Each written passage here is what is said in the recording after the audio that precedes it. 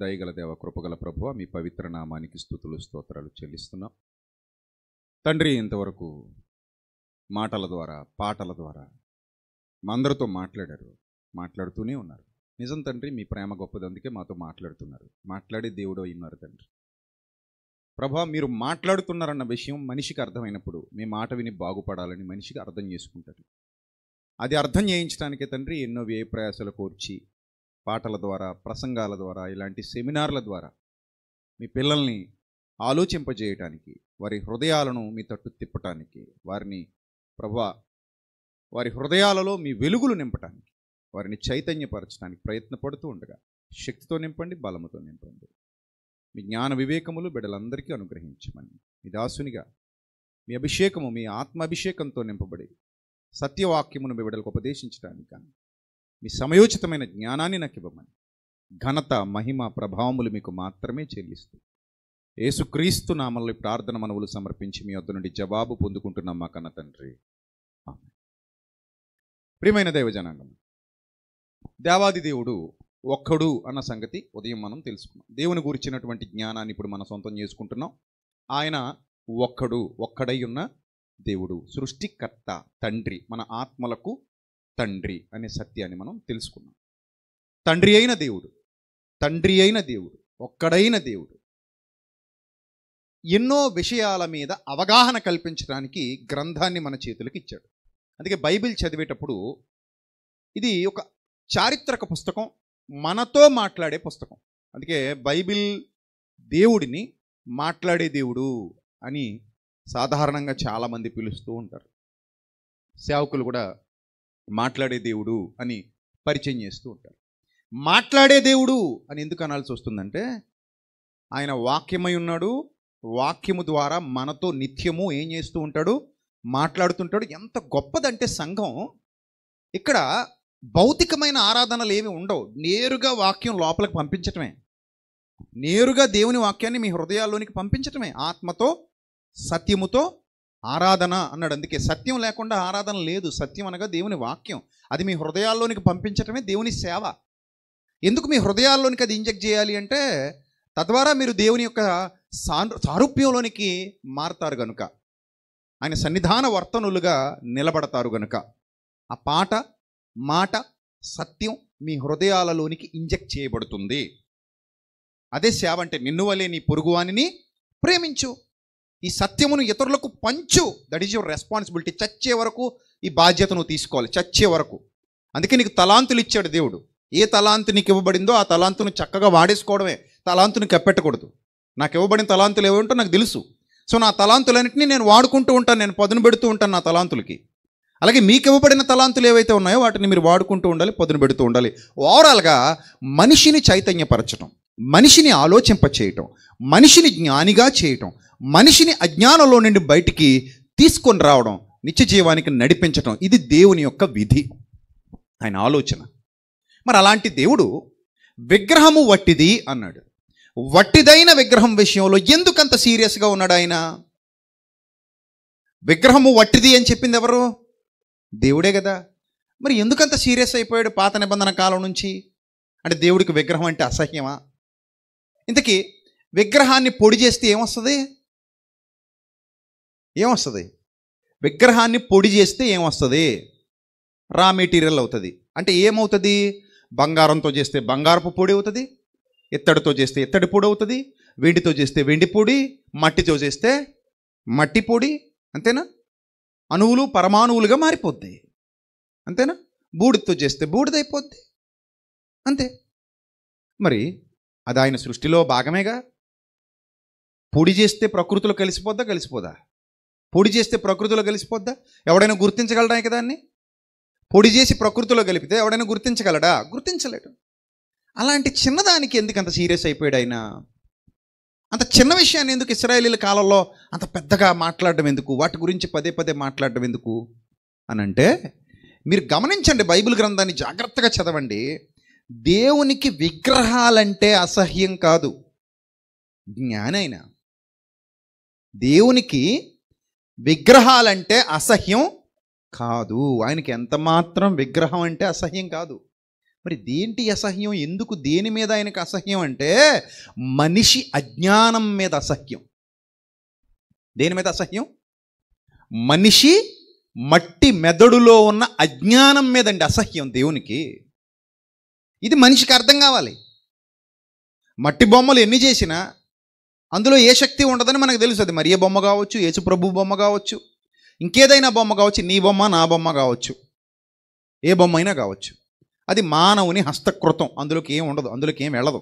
అది వట్టిదని బైబిలే చెప్పింది, నేను చెప్పడం కాదు. దాని విషయంలో దేవునికి ఎందుకంత బాధ, ఎందుకంత కోపం, ఎందుకు ఆ ఉగ్రత, ఎందుకు ఆ కఠినమైన నిబంధనలు, నియమాలు, ఆజ్ఞలు అని అంటే మనిషి అజ్ఞానాన్ని పారద్రోలాలని దేవుడు అనుకున్నాడు తప్ప ఆ పదార్థాల విషయంలో ఆయనకంత సీరియస్నెస్ ఏమీ లేదు. ఎందుకంటే ముడి పదార్థాలన్నీ ఆయన హస్తకృతాలే కదా. ముడి పదార్థాలన్నీ ఎక్కడి నుంచి వచ్చాయి? ఆయన హస్తకృతాలే కదా. ఆయన చేస్తేనే కదా ఈ ప్రకృతి అంతా వచ్చింది. కలిగి ఉన్నది ఏది? ఆయన లేకుండా కలగలేదు. సమస్తము ఆయన వలన కలిగింది. సమస్తానికి ఆయనే సృష్టికర్త. ఎవరు? సృష్టికర్త. మరి అలాంటి ఆయన ఎందుకు ఇంత సీరియస్ అయ్యాడు అనేది మనం చూస్తే ఒక పాయింట్ మీకు చెప్తాను. మనం తినే ఆహార పదార్థాలన్నీ ఎందులో నుంచి వస్తున్నాయి? మట్టిలో నుంచి వస్తున్నాయి, అవునా? మనం తినే ఆహార పదార్థాలన్నీ ఎక్కడి నుంచి వస్తున్నాయి? మట్టిలో నుండి. మట్టి వాటిని పుట్టిస్తుంది. మట్టే వాటిని పుట్టిస్తుంది. అందుకే మన వాళ్ళు భూతల్లని, భూమాతని, ఆ భూమిని కూడా ఒక స్త్రీతో పోల్చి గౌరవించడం జరిగింది. మట్టి పుట్టిస్తుంది. ఆహార పదార్థాలన్నీ మట్టిలో నుండి పుడుతున్నాయి. వాటిని తింటున్నాం. విత్తనాలు మొలకెత్తుతున్నాయి, వాటిని భుజిస్తున్నాం, హ్యాపీగా తింటున్నాం, కడుపు నింపుకుంటున్నాం కదా. మరి ఇప్పుడు మట్టిలో నుండి వచ్చే ఆహార పదార్థాన్ని తింటున్నటువంటి మన బిడ్డ మట్టిని తింటుంటే ఏం చేస్తాం? మన బిడ్డ మట్టి తింటే ఏం చేస్తాం? మట్టి తీసుకుని నోట్లో పెట్టుకున్నాడు అనుకోండి, మొత్తం నవ్వులుకుని తింటున్నాడు అనుకోండి, పిల్లాడు కానీ పాప కానీ, ఖచ్చితంగా తల్లి తండ్రి ఏం చేస్తారు? కొడతారు, బుద్ధి చెప్తారు, తప్పురా అంటారు. ఇంతకీ మీ కోపం మట్టి మీద, బిడ్డ మీద?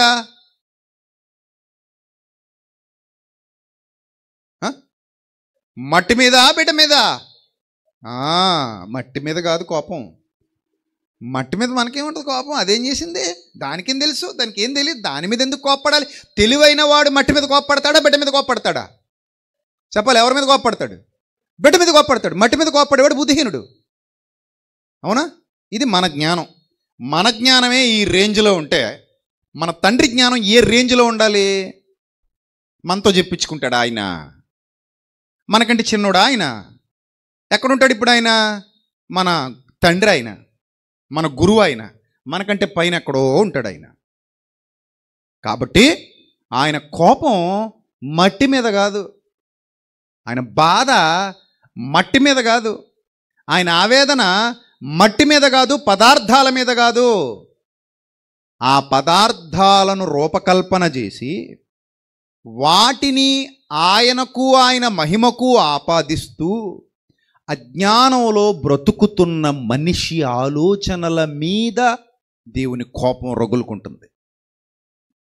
అరే, నీకు అసలు బుర్ర లేదా, బుద్ధి లేదా, జ్ఞానం లేదా? నేనేంటి? నాతో కనెక్ట్ అవ్వు. విశ్వనాయకుడిని నేను, విశ్వానికి సృష్టికర్తను నేను, ఈ విశ్వంలో శక్తివంతుడను నేను, సమస్తాన్ని నడిపిస్తున్నవాడను నేను.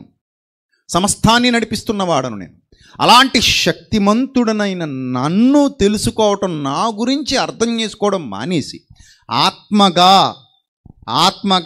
ఆత్మయైన తండ్రి అయిన దేవుణ్ణి, ఆత్మయైన దేవుణ్ణి కనెక్ట్ అవ్వడం, అర్థం చేసుకోవడం, ఆయనతో ఏకీభవించడం మానేసి నేను సృష్టించిన పదార్థాలలో కొంత పదార్థాన్ని తెచ్చుకుని దాని ముందు సాగిలి పడుతున్నావు అంటే నువ్వు ఆ సోల్ కనెక్షన్ మిస్ అయిపోతున్నావు. ఏం మిస్ అయిపోతున్నావు? ఆ సోల్ కనెక్షన్ మిస్ అయిపోతున్నావు. నువ్వు ఆ సోల్ కనెక్షన్ మిస్ అవ్వకూడదు. అక్కడ కనెక్ట్ అవ్వాలి. నువ్వు ఆ సోల్ కనెక్ట్ అవ్వాలి, అంతేనా? అది కనెక్ట్ అవ్వకపోతే దేవుడికి బాధ కలుగుతుంది. అది కనెక్ట్ అవ్వకపోతే దేవుడికి ఏం కలుగుతుంది? బాధ కలుగుతుంది. ఆ బాధ, ఆవేదన ఆయనకున్నాయి. ఎవరైనా భార్య భర్తలు ఉన్నారు ఇక్కడ? భార్య భర్తలు ఇద్దరు ఉన్నారు? ఎవరైనా ఇద్దరు భార్య భర్తలు ఎవరైనా ఉన్నారు? లేనబడండి. ఏమి ఉన్నావు కదా నువ్వు? లే మా తాపేశ్వరం ఉన్న అమ్మాయి ఉంది కదా, లే. నీ భర్త గారు ఏరి? ఇక్కడున్నారు గురువుగారు, రండి. ఒకసారి ఇటురా, నువ్వు రా. ఇప్పుడు చిన్న ఎగ్జాంపుల్ చెప్తాను మీకు. నీ దగ్గర మీ ఆయన ఫోటో ఉందా తల్లి? ఉందా? చూపి. అదే ఎక్కడున్నా పర్లేదు చూపించు. కొంచెం వేదిక మీదకి రాను ఆ ఫోటో పట్టుకొని అని మీకు అర్థమయ్యే భాషలో చెప్తాను. ఆ ఫోటో పట్టుకుని త్వరగా రావాలి నువ్వు. అదిగో అలా వచ్చి ఇటు వచ్చేయి. ఇప్పుడు ఈ అమ్మాయి వాళ్ళ ఆయన్ని ఎంతో ఇష్టపడి పెళ్లి చేసుకుందండి. ఇప్పటికీ చాలా ఇష్టపడుతుందండి. వీళ్ళిద్దరూ అన్యోన్య దంపతులు. వీళ్ళిద్దరితో ఒక అన్యోన్య దాంపత్యం. సరే, సంతోషం. ఇప్పుడు ఈ అమ్మాయి మొబైల్లో వాళ్ళ ఆయన ఫోటో ఉందే చూపి. ఇదిగో ఉంది కదా. ఇప్పుడు నా పాయింట్ ఏంటంటే, ఈ అమ్మాయి మొబైల్లో వాళ్ళ ఆయన ఫోటో ఉంది. ఇప్పుడు నీ ఏజ్ ఎంతమ్మా? 21 years అట. నీకు 90 ఏళ్ళు వచ్చేంత వరకు ఈ ఫోటోతోనే కాలం గడపాలమ్మా. మీ ఆయన నీకు కనబడ్డు, నీ దగ్గర రాడు. ఏం చేస్తావు చెప్పు? 90, నీకు 90 వచ్చాక వస్తాడు మళ్ళీ. అప్పటి వరకు అమెరికా పోవయ్యా అశోక్. నీకు హ్యాపీ అలాగా? ఈ ఫోటో నీకు సంతోషాన్ని ఇవ్వట్లేదు. అయితే మీ ఆయన ఫోటోయే కదా. ఆమెన్ నన్ను అందట వెళ్ళిపోయితే వద్దులే అంటే దీని అర్థం మీకు ఏమర్థమైంది? ఇప్పుడు చెప్పండి, నా పాయింట్ మీకు ఏమర్థమైంది? ఆ ఫోటో స్వయానా ఆయనది. అది వాడు కూర్చున్నాడు సిస్టమ్ దగ్గర. అశోక్ది స్వయానా వాళ్ళ ఆయన. ఆ ఫోటోలో ఉన్నదే వాళ్ళ ఆయనకి తీసిన ఫోటోయే. అయినా కూడా ఈ ఫోటోతో నేను 90 ఏళ్ళు గడపలేను, నా వల్ల కాదు. నాకు నా భర్త దగ్గర ఉండాలి, నా భర్తతో నాకు కనెక్షన్ ఉండాలి, నా భర్తతో నేను ఓపెన్గా మాట్లాడాలి. అంతేనా? నా భర్తతో నేను కలిసి జీవించాలి, తనను హత్తుకోవాలి, తన ప్రేమను పొందుకోవాలి, తనతో కలిసి బతకాలి, తనతో కలిసి జీవించాలి. అందరికీ ఇదే ఆలోచన, అవునా కాదా? అలా చూస్తున్నారేంటి? ఏమన్నా తేడా ఉందా ఆలోచన? లేదు కదా. అందరికీ ఇదే ఆలోచన. ఎందుకు? బాధ్యత గల భర్త ఉన్నప్పుడు, బాధ్యత గల భార్య ఉన్నప్పుడు, బాధ్యత గల పిల్లలు, బాధ్యత గల తల్లిదండ్రులు మనం అందరం కలిసి ఉండాలనుకుంటారు. వాళ్ళ మధ్య ఒక కనెక్షన్ ఉంటుంది, సోల్ కనెక్షన్. అది సోల్ కనెక్షన్. అది వాళ్ళ మనసులు ఏకమైపోతాయి, వాళ్ళ మనసులు కలిసిపోతాయి. కలిసి మెలిసి చచ్చేంత వరకు కలిసి జీవించాలనుకుంటారు. ఒకరికొకరు దూరంగా ఉండలేరు, ఒకరిని విడిచి ఒకరు బతకలేరు. ఎందుకంటే ఎప్పుడైతే వాళ్ళ మనసులు కలిసిపోయాయో వాళ్ళతో ఒక బంధం ఏర్పడిందో ఆ బంధం శాశ్వత కాలం ఉండాలి. చావైనా బ్రతుకైనా మంచైనా చెడైనా వాళ్ళతోనే పంచుకోవాలని అందరూ ఆశపడతారు. ముఖ్యంగా ఫొటోస్ అనేవి జ్ఞాపకాలకు పెట్టుకుంటాం అంతే. అది ఇప్పుడు కెమెరాలు వచ్చాయి కాబట్టి. కెమెరాలు లేకముందు అవి కూడా లేవు. కెమెరాలు లేకముందు ఉన్నాయా? ఒక 50 ఏళ్ల క్రిందట, 60 ఏళ్ల క్రిందట చాలామంది దగ్గర ఏముండేవి కాదు, ఫోటోలు ఉండేవి కాదు. మన తాత ముత్తాతలు చాలామంది ఫోటోలు మన దగ్గర లేవు. ఉన్నాయా? లేవు. మీ తాతలు, మీ ముత్తాతలు ఎవరైతే ఉన్నారో వాళ్ళ ఫోటోలు ఇప్పటికీ మీ దగ్గర లేవు. కానీ వాళ్ళతో మీకు ఒక అనుబంధం ఉండేది. ఫోటోతోనే జీవితం అంతా గడపమంటే మన వల్ల అయ్యేటిది కాదు, అస్సలు అవ్వదు అది. ఇక భార్యాభర్త మాట పక్కన పెడితే పిల్లల విషయానికి వద్దాం. పిల్లలు, మీ దగ్గర పిల్లల ఫోటోలు ఉన్నాయా? ఉన్నాయి. మీ అమ్మాయి కానీ మీ అబ్బాయి కానీ ఇంక జీవితంలో మీ కంటికి కనబడరు. మీరు చచ్చిపోయేంత వరకు ఫోటోతోనే గడపాలంటే ఎవరైనా యాక్సెప్ట్ చేస్తారా? నమస్కారం నాయన, రాత్రిపూట అలాంటి మాటలు మాట్లాడకు. మనం ఉండలేము, ఖచ్చితంగా ఉండలేము. మనకేం కావాలి? పిల్లలు నేరుగా మనల్ని హత్తుకోవాలి, మనల్ని ముద్దు పెట్టుకోవాలి, కౌగిలించుకోవాలి, దగ్గర తీసుకోవాలి, బొజ్జగించాలి, ఒళ్ళో కూర్చోబెట్టాలి, కూరముద్దలు తినిపించాలి. పెద్దవాళ్ళు అయిపోయినా పర్లేదు, మన పక్కన పడుకోబెట్టుకోవాలి, మన మీద వాళ్ళు కాలేసి నిద్రపోవాలి కదా. ఇలాంటి ఆలోచన తల్లిదండ్రులకు ఉంటుంది. పిల్లల పట్ల ప్రేమ ఉంది. ఈ ప్రేమకు మూలం ఎవరంటే దేవుడు. బంధాలు అర్థమయ్యాయి, బంధుత్వాలు అర్థమయ్యాయి, స్నేహాలు అర్థమయ్యాయి, భార్య అర్థమైంది, భర్త అర్థమయ్యాడు, పిల్లలు అర్థమయ్యారు, అందరూ అర్థమయ్యారు. కానీ ఎన్నిటికీ మూలమైన దేవుడు మాత్రం మనిషికి అర్థం కాల. ఇక్కడేమో ఫోటో కుదరదు, ఇక్కడ ఒరిజినల్ ఫోటోయే కుదరదు, అక్కడ అసలు ఎలాగుంటుందో తెలియని ఫోటో కుదురుతుంది. ఎంత విచిత్రంగా చూసావా? ఇక్కడ ఒరిజినల్ ఫోటో కుదరదు మనకి, కానీ అక్కడ అసలు ఎలా ఉంటుందో తెలియదు. కానీ ఒకటి క్రియేట్ చేసి ఒక డిజైన్, యేసుప్రభు బొమ్మ అంట, ఎన్ని ఉన్నాయో యేసుప్రభు బొమ్మలు, అందులో ఏది ఒరిజినల్ మనకు తెలియదు. మరియమ్మ బొమ్మ, ఎన్ని ఉన్నాయో మరియమ్మ బొమ్మలు, అందులో ఏది ఒరిజినల్ మీకు తెలియదు. కుదురుతుంది మీకు, ఇంట్లో పెట్టేసుకున్నారు, సరిపోయింది, అమ్మయ్యా చాలు. కొంతమంది అయితే కారులో టిక్ మంది తగిలిచ్చేస్తారు అంతే. సరిపోయింది. ఇంకంతే. కారులో యేసుప్రభు బొమ్మ ఉందా, సరిపోయింది. గోడకి యేసుప్రభు బొమ్మ అంటించామా, సరిపోయింది. అంతే. మెడలో సిలువ వేసామా, సరిపోయింది. చేతికి ఉంగరం పెట్టామా, సరిపోయింది. మంగళసూత్రం మీద ముద్ర గుద్దించామా, సిలువ ముద్ర, సరిపోయింది. It's over. అంటే దేవుడు మనతో ఉన్నట్టే. మరి అలాగే మీ ఆయన గారి ఫోటో కూడా మంగళసూత్రం మీద వేసేయచ్చుగా. ఇలా లాకెట్ ఓపెన్ చేయగానే అందులో కనబడతాడు, సరిపోయింది అనుకుని ఇలా అనేసుకొని పాపలాడేసుకో, ఇక మళ్ళీ చూడకు. అవుతుందా? అవుతుందా? అవదు, అసలు అవ్వదు. అమ్మో నిన్ను చూడక నేను ఉండలేను అంటారు. నిన్నే చూడాలనిపిస్తుంది, చూసిందే చూడబుద్ధి వస్తుంది అన్నట్టు. అంతే కదా. అలా ఉంటారు. అంటే అంత అంత అటాచ్మెంట్ ఉంటుంది, అంత ప్రేమ ఉంటుంది, అంత ఆప్యాయత ఉంటుంది వాళ్ళ మధ్యలో. మరి ఇదంతా సోల్ కనెక్షనే కదండి. శరీరాల మధ్యలో ఉన్న శరీరాలు కలిసాయంటారా, మా మనసులు కలిసాయంటారా? భాష భాష చెప్పండి, ఏమంటారు? శరీరాలు కలిసాయంటారా, మనసులు కలిసాయంటారా? ఏమంటారు చెప్పాలి, ఏమంటారు? మనసులు కలిసాయంటారు. చూపియండి మనసులు ఎక్కడున్నాయి? ఏమో ఎవడో తెలుసు, అన్నాం అంతే, భాష బాగుంది కదని వాడేసాం అంతేనా? కాదు, నిజంగానే కలిసే, కనిపించమంతే. అది అవి అదృశ్యంగా ఉంటాయి. మనసులు కలిసాయి, అదృశ్యంగా ఉంటాయి. అందుకే ఒకరు లేకపోతే ఒకరు ఉండలేరు, ఒకరిని చూడకుండా మరొకరు గడపలేరు, బతకలేరు. అలా ఉంటారు చాలామంది. కేవలం మొగుడు పెళ్ళాలి అనుకోకండి. తల్లి బిడ్డలు, తండ్రి బిడ్డలు, అన్న చెల్లెళ్ళు, అక్క తమ్ముళ్ళు, అన్న తమ్ముళ్ళు, స్నేహితులు, ఇలా చాలామంది ఉంటారు. సోల్ కనెక్షన్, సోల్ కనెక్షన్ అంటారు. ఎక్కడున్నా సరే వాళ్ళు మన జ్ఞాపకాల్లో ఉంటారు. ఎంత దూరంలో ఉన్నా సరే వాళ్ళు మన జ్ఞాపకాల్లో ఉంటారు. చివరికి వాళ్ళు చనిపోయినా సరే జ్ఞాపకాల్లో నుండి బయటికి వెళ్ళరు. అంత అటాచ్మెంట్ ఉంటుంది. మరి దీని అంతటికీ మూలం దేవుడు కదండి. దీని అంతటికీ కారణమే దేవుడు కదా. దీని అంతటికీ పునాది దేవుడు కదా. మనిషికి ఇవన్నీ నేర్పించింది ఎవరో? దేవుడు కదా. మనిషికి ఇవన్నీ అర్థం చేయించింది దేవుడు కదా. మనిషికి విషయాలన్నీ బయలుపరిచింది దేవుడు కదా.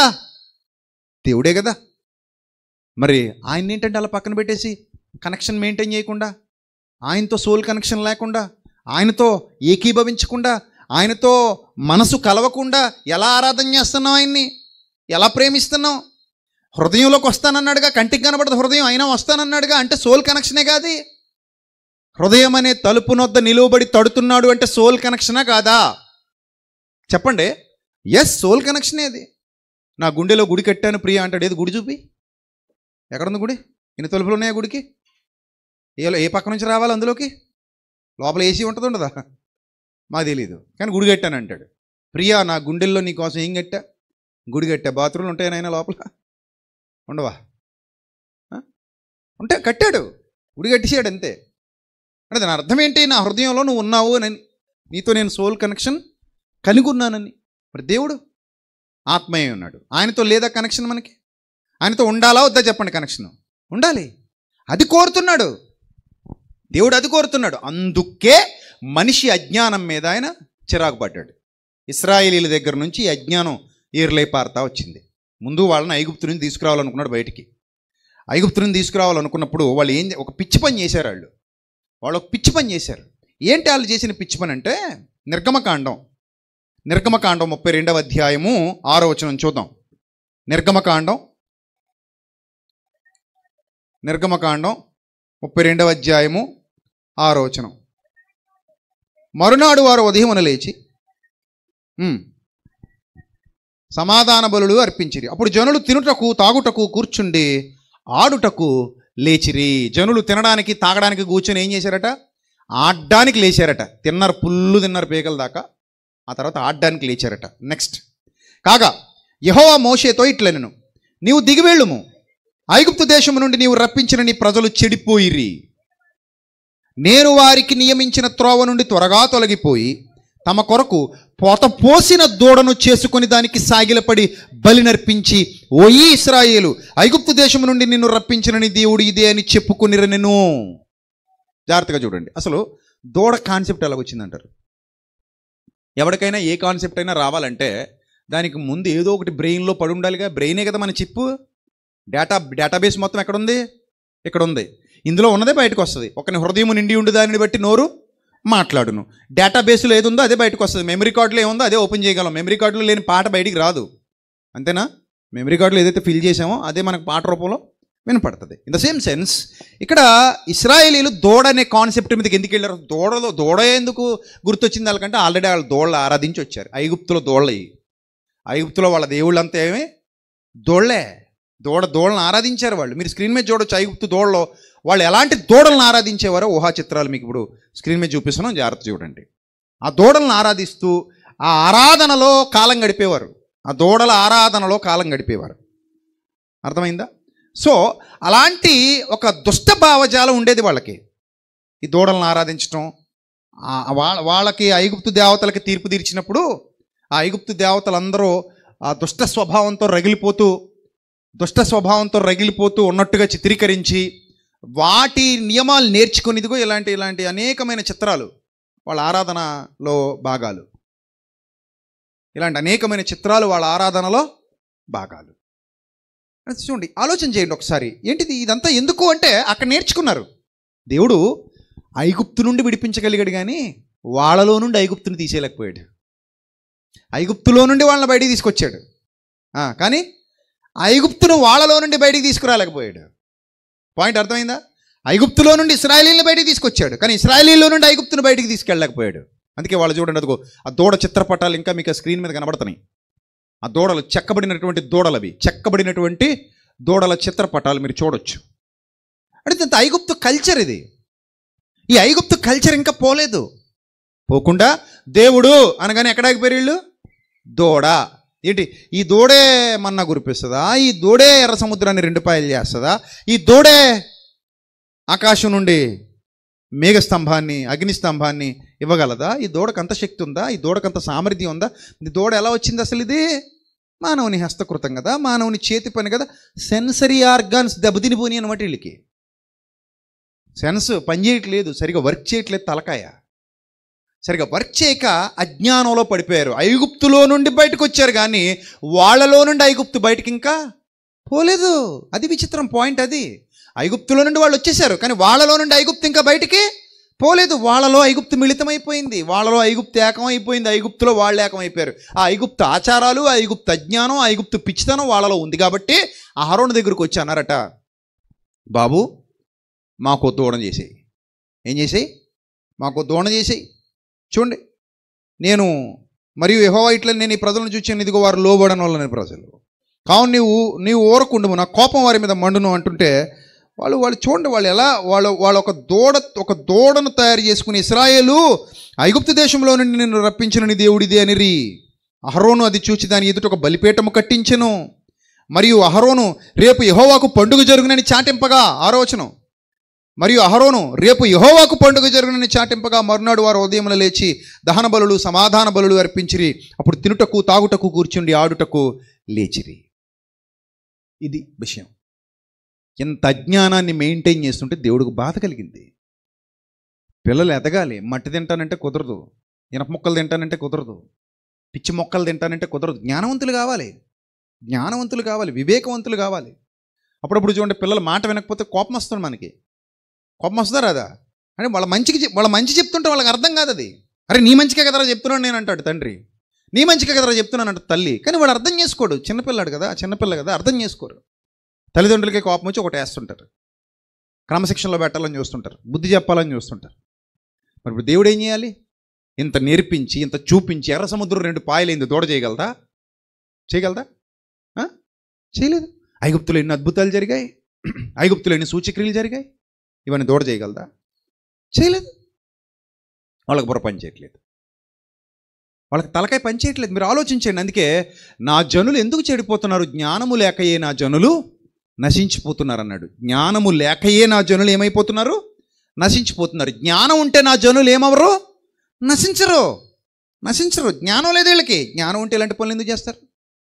జ్ఞానం ఉంటే ఇలా అజ్ఞానంలో ఎందుకు పడిపోతారు? జ్ఞానం ఉంటే ఇలా మూర్ఖత్వాలు ఎందుకు పడిపోతారు? ఇంత చెబుతున్నా కూడా వీళ్ళకి ఎందుకు అర్థం కావట్లేదు? ఇంత చెబుతున్నా కూడా వీళ్ళు ఎందుకు కళ్ళు తెరుచుకోలేకపోతున్నారు? నాకు ఇది కాదు కావాల్సింది, ఇది కాదురా నాయన మీ దగ్గర నుంచి నేను కోరుకుంటుంది. మీరు నాతో సోల్ కనెక్షన్ మెయింటైన్ చేయాలి. Soul connection. దూరంగా ఉన్నా సరే నీ మనసు నా మనసు ఏమై ఉండాలి? ఏకమై ఉండాలి. నా మంచి నువ్వు, నీ మంచి నేను కోరుకుంటూ ఏకమై ఉన్నావంటే నువ్వు ఎక్కడున్నా నేను ఎక్కడున్నా మన ఇద్దరం ఒకటే, కలిసి ఉన్నామని అర్థం. అలాగే దేవునితో నువ్వు కలిసి ఉండాలి. దేవుడు కోరుతున్నాడు అలాగా, ఆ సోల్ కనెక్షన్ మెయింటైన్ చేయమని కోరుతున్నాడు. ఆయనను ఆరాధించేవారు ఆత్మతో సత్యముతో ఆరాధింపవలనని తండ్రి ఏం చేస్తున్నాడట? కోరుచున్నాడు. ఆయన అట్టివారే కావాలని కోరుతున్నాడట. అట్టివారే కావాలి. వీళ్ళు దూడం చేశారు. కొరింథీయులకు రాసిన మొదటి పత్రిక 10వ అధ్యాయం మొదటి నుంచి చూడండి, అదే విషయాన్ని చెప్తాడు. కొరింథీయులకు రాసిన మొదటి పత్రిక 10వ అధ్యాయం, కొరింథీయులకు రాసిన మొదటి పత్రిక 10వ అధ్యాయము మొదటి వచనం. సహోదరులారా, ఈ సంగతులు మీకు తెలియకుండా నాకు ఇష్టం లేదు. అదేదనగా మన పితరులందరూ మేఘము క్రింద ఉన్నారు, వారందరూ సముద్రంలో నడిచిపోయారు.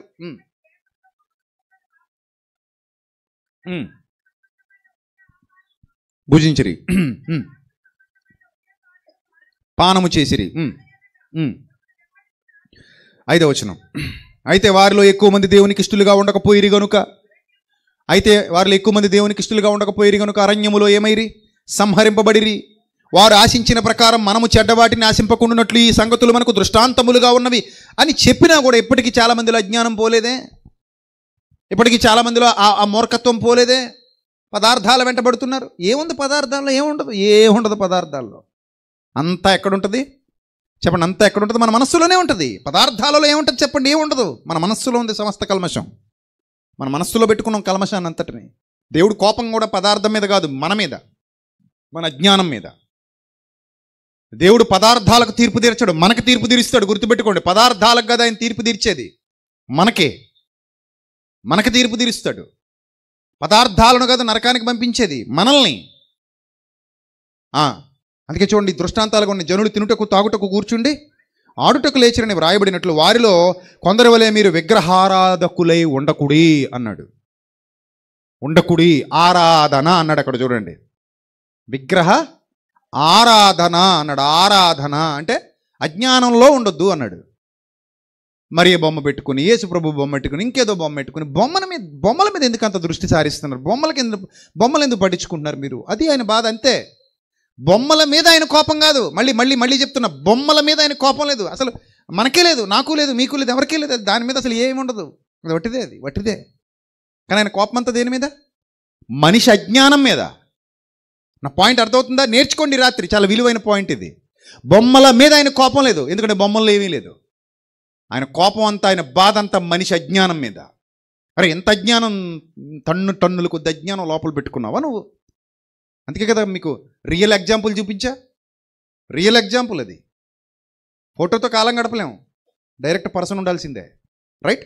అలాగే దేవుడితో కూడా నువ్వు మమేకమైపోవాలి, ఆయనతో ఏకమైపోవాలి. నీ హృదయం తలుపు తెరిస్తే లోపలికి వస్తాను, నాతో నీవు, నీతో నేను ఏకమై ఉండాలి.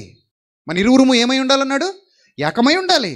తండ్రి, నేను నీవు ఏకమై ఉన్నలాగున వారును మనతో ఏకమై ఉన్నట్టు ఏకమై ఉండులాగునంటాడు ఆయన.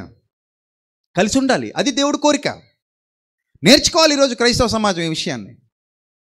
కానీ ఇంత దాకా వచ్చాక కూడా ఇంకా అజ్ఞానంలో బ్రతికితేట, ఇంకా అజ్ఞానంలో జీవిస్తే ఎలా? జ్ఞానం కావాలి. చూడండి కింద. మరియు వారి వలె మనము వ్యభిచరింపక యుందుము.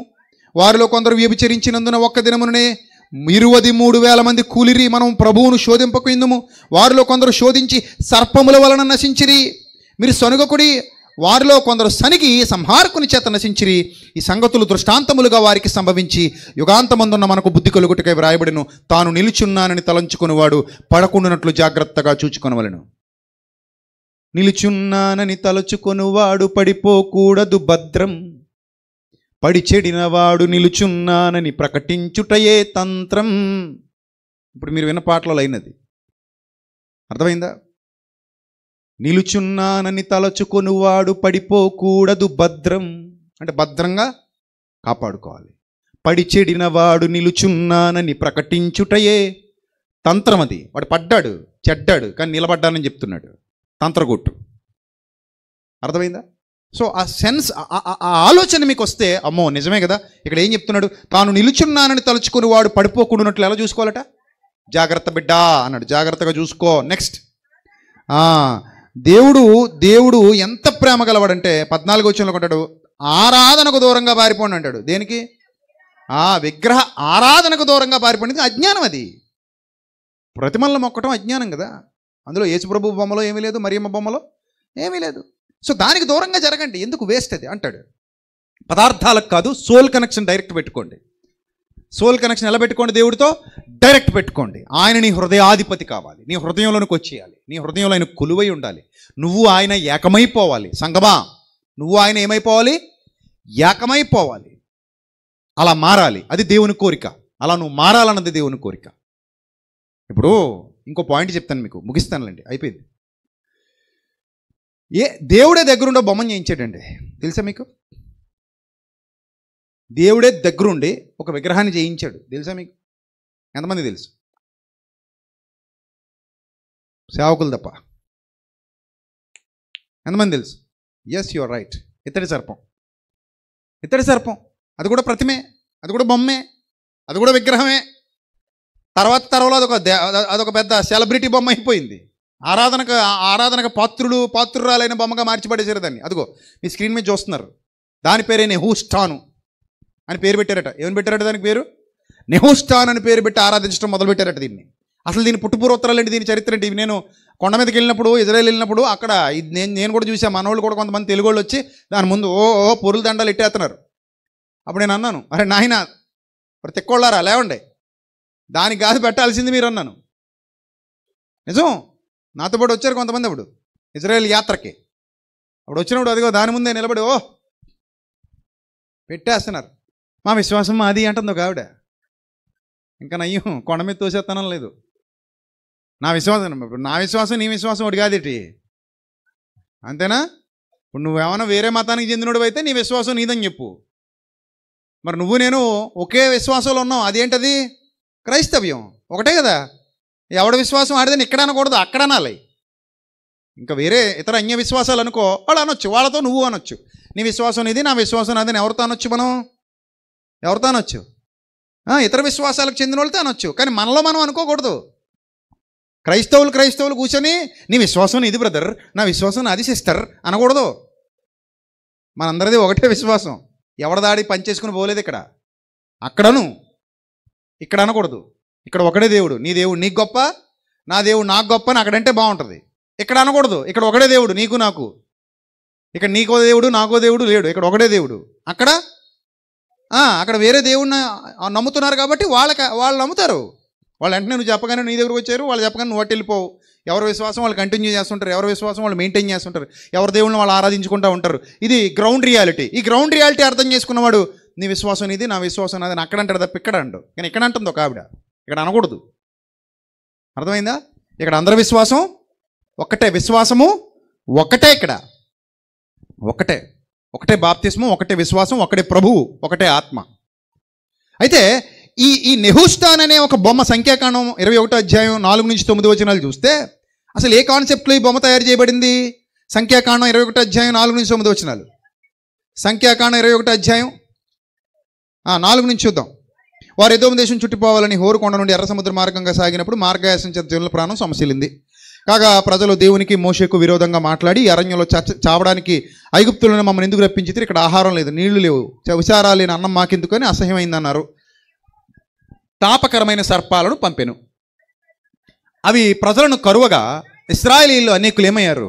చచ్చిపోయారు. తర్వాత వచ్చి లబోదీపం అంటుంటే వేడుకుంటుంటే మోషే ప్రజల కొరకు 8వ వచనంలో ప్రార్థన చేస్తాడు.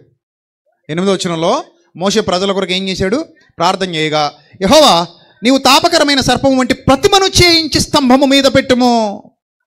చూసారా, దగ్గరుండి దేవుడే దేని చేయిస్తున్నాడు? దేవుడు దగ్గరుండి దేని చేయిస్తున్నాడు? ఒక ప్రతిమను చేయిస్తున్నాడు. పాయింట్ అర్థమైందా? దేవుడే చేయించడం ఏంటండి బాబు?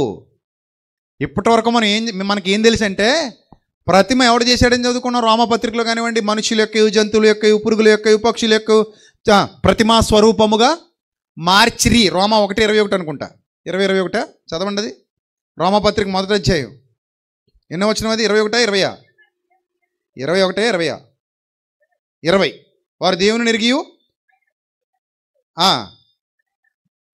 అది కాదు, రోమపత్రిక 1వ అధ్యాయము 22, 23 వారు అక్షయుడకు దేవుని మహిమను క్షయమగు మనుష్యుల యొక్కయు, పక్షుల యొక్కయు, చతుష్పాద జంతువుల యొక్కయు, పురుగుల యొక్కయు ప్రతిమా స్వరూపముగా మార్చిరి. ప్రతిమా స్వరూపముగా ఎవరు మార్చారు?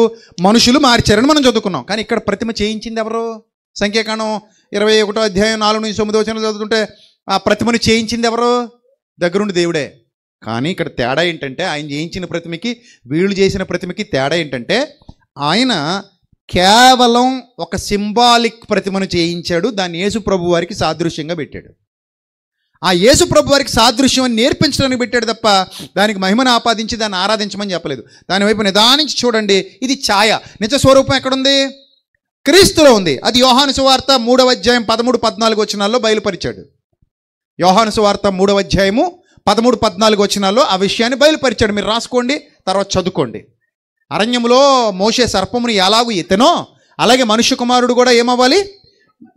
ఎత్తబడాలి. మనుష్య కుమారుడు కూడా ఏమవ్వాలి? ఎత్తబడాలి. రైట్. అది ఆయన వ్రాయించినటువంటి విషయం. ప్రతిమ జస్ట్ సింబాలిక్గా పెట్టబడింది అక్కడ, సింబాలిక్గా అంతే, ఆరాధించడానికి పెట్టలా. కానీ వీళ్ళు తర్వాత దాన్ని కూడా ఏం చేశారు? ఆరాధించడం మొదలు పెడేశారట. చూడండి, ఆ పాయింట్ కూడా రాజులు 2వ గ్రంథం 18వ అధ్యాయం 1 నుంచి 5 వచనాలు. రాజులు 2వ గ్రంథం 18వ అధ్యాయం 1 నుంచి 5 వచనాలు. రాజులు 2వ గ్రంథం 18వ అధ్యాయం 1 నుంచి 5 వచనాలు. ఇశ్రాయేలు రాజు యాలా కుమారుడైన హోషియా ఏలుబడిలో 3వ సంవత్సరం ముందు యోధా రాజు అహాజు కుమారుడైన హిజ్కియా ఏలనారంభించును. అతడు ఏలనారంభించినప్పుడు 25 ఏండ్ల వాడే యెరూషలేమునందు 29 సంవత్సరాలు ఏలాడు. 3వ వచనం, తన పితరుడైన దావీదు చేసినట్టు అతడు యెహోవా దృష్టికి పూర్ణముగా నీతిని అనుసరించెను. ఉన్నత స్థలములను కొట్టివేసి విగ్రహములను పగలగొట్టి దేవతా స్తంభాలు పడగొట్టి మోషే చేసిన ఇత్తడి సర్పాన్ని చిన్న భిన్నములుగా చేసెను. కారణం, దానికి ఇశ్రాయేలీయులు నెహుష్తానని పేరు పెట్టి దానికి ధూపం వేయించి వచ్చి ఉండిరి. పాయింట్ అది. దేవుడు చేయించినప్పుడు ఒట్టి ప్రతిమే, కానీ వీళ్ళు ఆ ప్రతిమకు మహిమను ఆపాదించే ప్రయత్నం చేశారు. ఈ ప్రతిమే మా తండ్రి అని చెప్పుకునే ప్రయత్నం చేసి అజ్ఞానంలోకి వెళ్ళిపోయారు. పిల్లలకు బొమ్మ కొనిస్తాం ఆడుకోవడానికి మాత్రమే, కానీ ఆ బొమ్మే మా నాన్న అంటే మాత్రం చిరాకు వస్తుంది. ఈ బొమ్మే మా అమ్మ అంటే మాత్రం చిరాకు వస్తుంది. నేను ఈ బొమ్మనే ప్రేమిస్తాను తప్ప నిన్ను ప్రేమించనంటే మాత్రం చిరాకు వస్తుంది. ఇదే సేమ్ ఇక్కడ. అంటే దీన్ని బట్టి మీకు ఏమర్థమైంది? మీ కోపం, దేవుడి కోపం బొమ్మ మీద మనిషి మీద? చెప్పాలి, అందరూ చెప్పాలి. దేవుడి కోపం బొమ్మల మీద మనిషి మీద, మనిషి అజ్ఞానం మీద. ఇప్పుడు బొమ్మల మీద మనకెందుకు కోపం? మరి మీలో కోపం ఉందా లేదా? అబ్బో, పైకి కనబడిన కోపం చాలా ఉంది లోపల. అబద్ధాల మీద కోపం ఎందుకండి మీకు? అది అబద్ధం అని తెలిసింది, కోపం ఎందుకు? ద్వేషం ఎందుకు? పగ ఎందుకు? ప్రతీకారం ఎందుకు సీరియస్గా తీసేసుకుంటారు దాన్ని? అది ఒట్టిదే కాదా? ఒట్టిదే. ఎందుకు అంత సీరియస్గా తీసేసుకుంటారు దాన్ని? లైట్ తీసుకోవాలిగా. అబద్ధాన్ని లైట్ తీసుకోవాలా, సీరియస్గా తీసుకోవాలా? లైట్ తీసుకోవాలి. కానీ సీరియస్గా తీసుకునే వాళ్ళు ఉన్నారు లేదా? ఉన్నారని బుర్ర తక్కువ వాళ్ళు. మరి అంతే కదా, నీ బుర్ర ఇంకా ఎదగలా, దాన్ని ఎందుకంత సీరియస్గా తీసుకుంటున్నావు? లైట్ తీసుకోదు. అబద్ధం నీకు తెలుసు. జ్ఞానివి నువ్వు, అజ్ఞానివి కాదుగా, అజ్ఞానివి నువ్వు. దేవుడు లైట్ తీసుకున్నాడు, సర్పాన్ని తయారు చేయించాడు, పెట్టాడు, సింబాలిక్గా పెట్టాడు. నా కుమారుడైన క్రీస్తుకి ఇది సాదృశ్యం. త్వరలో మీరు యేసు ప్రభుని చూసి రక్షణ పొందబోతున్నారు. యేసు వైపు నిదానించి చూచి ప్రతివాడు విషం నుంచి విడుదల పొందుతాడు, పాపం అనే విషం నుంచి. అది నేర్పిస్తున్నాడు దేవుడు ఇశ్రాయేలీయులకి. అంతవరకు వాళ్ళకి ఏం పెట్టాడు? సింబాలిక్గా ఇత్తడి సర్పాన్ని పెట్టాడు. దాంట్లో ఏ మహిమ లేదు, మోషే తయారు చేశాడు దాన్ని. కానీ కొన్నాళ్ళకు వీళ్ళు దానికి నెహుష్టాన్ అని పేరు పెట్టి దాన్ని ఆరాధించడం మొదలుపెట్టారు. అక్కడ తప్పు చేశారు.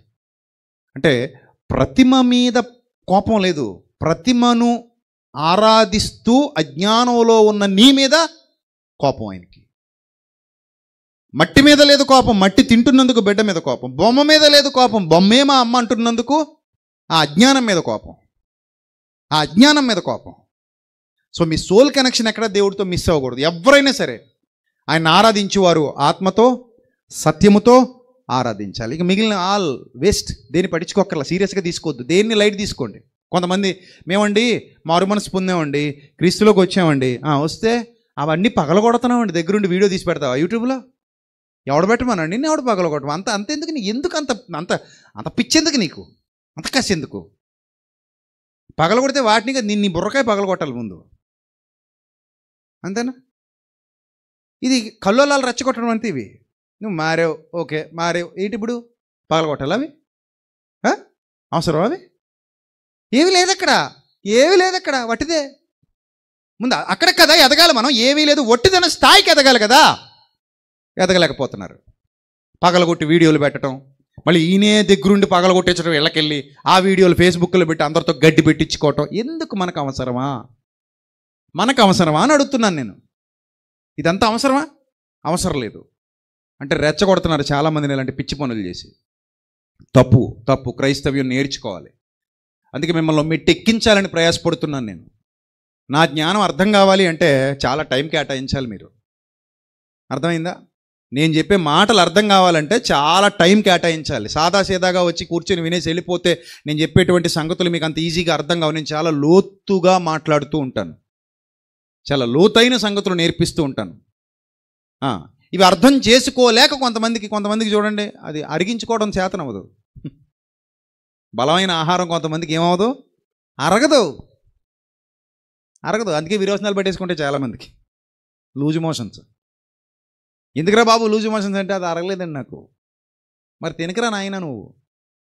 బలమైన ఆహారము కొందరికే తగును అన్నాడు, చూశారు. అందరికీ తగదట పౌలు భక్తుడు చెప్తాడు. అలాగా కొంతమంది అది అర్థం చేసుకునే స్థాయికి ఎదగలేకపోతున్నారు, ఇంకా కిందికి వెళ్ళిపోతున్నారు. కాబట్టి ఇప్పుడు చెప్పండి, మీరు పరిపూర్ణులైతే ప్రతిమల మీద కోపం ఉంటుందా? ప్రభుకుందా ప్రతిమల మీద కోపం లేదు. దేని మీద ఉంది మరి ఆయన కోపం? మనిషిలో ఉన్న అజ్ఞానం మీద ఉంది, మనిషిలో ఉన్న చీకటి మీద ఉంది. అది పోతే చాలు. ఇంక మిగిలిందంతా మనకు అవసరం లేదు, వేస్ట్. అది ఏమీ లేదు అక్కడ. ఏమీ లేనప్పుడు పట్టించుకోవద్దు. మనిషి అజ్ఞానం మీదే దేవుని యొక్క దండయాత్ర, వాక్యం అనే ఖడ్గంతో. అది పోవాలి. మీ హృదయాలు సంస్కరింపబడాలి, మీ హృదయాలలో దేవుని జ్ఞానం వెల్లివిరియాలి. మీరు బాగుపడాలి, చైతన్యవంతులు కావాలి, వివేకవంతులు కావాలి. దేవుని యందు భయభక్తులు నిలిపి పడిపోకుండా జాగ్రత్తగా మిమ్మల్ని మీరు కాపాడుకోవాలి. ధన్యత దేవుడు మీకు మీ కుటుంబాలకు సమృద్ధిగా అనుగ్రహించునుగాక.